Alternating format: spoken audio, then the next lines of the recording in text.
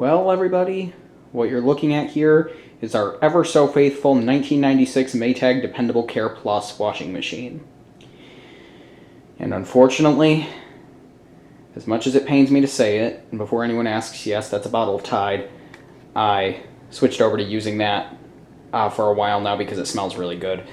But anyway, this very well may be the final time you see it. This washer had a string of breakdowns in 2020. Some were filmed, some were not. And the breakdown that it's having now, it has pretty much bit the dust.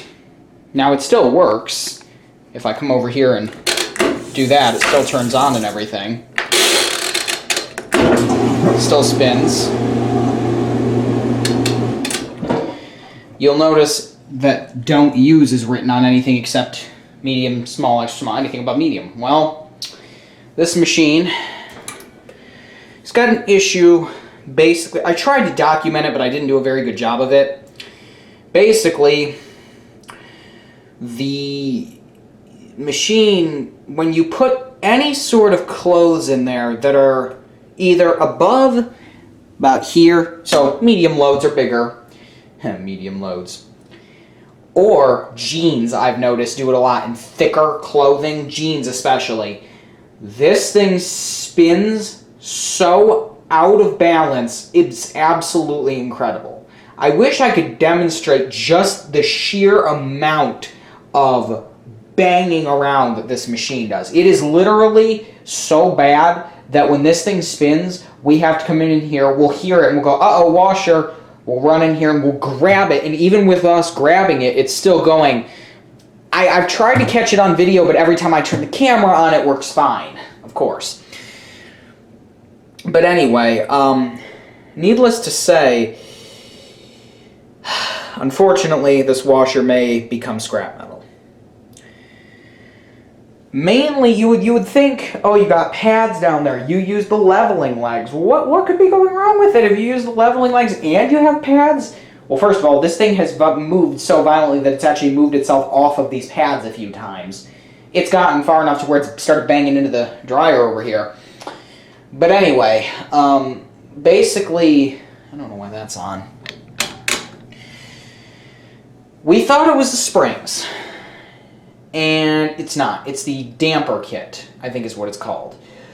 There's a piece somewhere in the bottom. I wish I remembered what the guy said. I couldn't record it because I was busy, but it's not necessarily the springs. Because you notice when you do this, the machine doesn't flop around. It still stays put. Here's a good way to demonstrate what the machine was doing. So pretend it's doing this at very high speed. That's essentially how badly it's doing it. It is hitting the sides of the machine, and you would think it would trip the off-balance sensor, and it hasn't, ironically. I don't know how it hasn't, but it hasn't, somehow. I honestly don't understand how it hasn't. Maybe it's broke, but I don't know. On these machines, the off-balance sensor is tied to the lid switch, so if you activate the lid switch, it's tied in with the off-balance sensor, unlike something like a Speed Queen. Dryer's still working good, and yeah. Free and gentle, snowflake. And it's white, good joke. I like to use this shit on towels because my dad has sensitive skin, so if you wash it with this, he complains, oh, it smells like shit, and it makes my skin itch. So we use the gentle, also downy. I think that's called Lenner in the UK. But anyway, the dryer works fine. It's fine, whatever. So, needless to say, we try to get it fixed 3 places. 3. How many of them said the part is can be ordered and put in? That many. The part is made of unobtainium. There's a certain YouTube user who I'm not going to mention by name, but he had an old camera, his old camera. He recorded like 2,000 videos with it, and then the screen broke, and the screen was made of unobtainium, and that's what ultimately killed the camcorder. So, That thing's popping out again, oh well. Anyway, basically, this machine works, the motor's fine, everything's fine. I even have a spare control panel for it that I ripped off of another Maytag sitting out in my garage, not the machine, but the panel. This washer's probably going to go bye-bye. I'm going to try and record one last cycle. I'm going to try and get it to do the thing that it was doing. This thing is toast, essentially, is what I'm saying. We've looked at replacing it with a Speed Queen TC5, which I was all for, and I'm still all for. The problem is they've jacked up the prices to $1,400 for one of those, which is insane. They used to be $1,000. I guess if we can catch them on sale. Thought about entertaining the possibility of a used machine. If it's used, it's probably going to be a direct drive Whirlpool. I found a couple I've looked at. Saw one that looked promising. Talked to a guy. He was very snappy. He had an attitude. Fine. He had the matching electric dryer to go with it. And I said, will you sell just the washer? He said, nope, just set. Take it or leave it.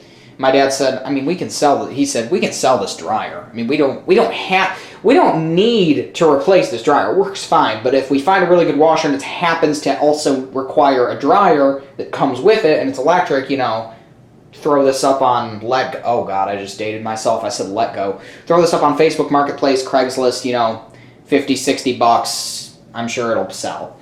But hell, you could probably get more than that. You could probably sell it for 75 if you wanted to. It's in really, really good shape. It's almost mint, other than a few paint chips. The interior is almost mint too. This dryer's been well taken care of over the years. But anyway, this washer's toast. I would go with another Dependable Care Maytag. The problem is finding one, number one, and then finding parts for them is harder. Finding parts for a direct drive is very, very easy. Not buying a GE, not buying a new machine, unless it's a Speed Queen. So if we can catch a Speed Queen on sale, that may be the way to go. My mom likes the idea of a new machine. My dad and I are fine with a used one. I would personally rather get a direct drive only because I'm more familiar with them. Granted, the Speed Queen is very, very, very likely not going to have any breakdowns whatsoever in 20 years, whereas the direct drive likely would, especially the motor coupler. So the Speed Queen is definitely going to be more reliable, and it cleans just as well. I mean, it's basically this machine, just modern. The only thing about the Speed Queen I don't like is that it's a cycle selector. It's an electronic control. It's not like electronic like an LG. It's the same stuff they use in like a laundromat machine, but it just makes me wonder. And the one big thing about them I don't like is that they do not have a water level selector. You can either get 3/4 of a tub, which is like here, or you can fill full, which on those is like a hold down.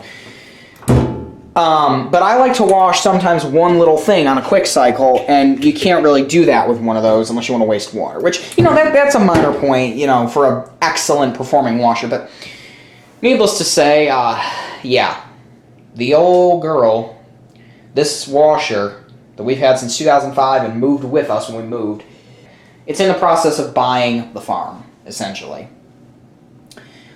It still works, thank God, but I don't know. If we scrap it, I'm going to keep some parts. I'll definitely keep the agitator. I'll keep the control panel. Probably keep some of the, I don't know, maybe keep the lid because it's got the old thing. I'll definitely pull this off and keep it. But yeah. The washer, I learned how to do laundry on these machines right here. They're in a different location, but yeah. I have a little sentimental value with this machine, but not really that much because it's just, you know, I had sentimental value with this machine until it had a string of breakdowns in 2020. That's where the sentimental value ended for me. Right now, I just want a washer that I don't have to babysit, because at this point, I'm like, we fix something and then another thing breaks. I'm just like, all right, what's going to go next on it? And before long, I'm sure it will need something so major that is not going to be able to be fixed. Obviously, a timer motor can be done, you know, water level selector. That's already been done, the temperature selector. But God knows, you know, how long does the brake have left? How long does the transmission have left? And if any of those go out, the machine's immediately going to scrap, you know. There's no sense in putting a motor in a machine that's this old, or a trans, or a brake. You can see you cannot spin it by hand. Oh, I guess you can a little bit, but it's hard to do. So yeah, If I could find another Dependable Care Maytag that was really well taken care of, I would probably do it, but yeah. Here's the dryer. I don't think so. I think that in the near future, you may see a Speed Queen in this place. Oh yeah, and my other gripe about Speed Queens is if we get one, I'm going to take the front panel off and do a lid switch defeat since the lid switch on those is built in. But anyway, that's going to be it. This is part 1 of Goodbye Maytag Dependable Care Plus from 1996. Yeah. This may be the end of the Maytag. I've said it before, but this time I really mean it. It could be. Stay tuned.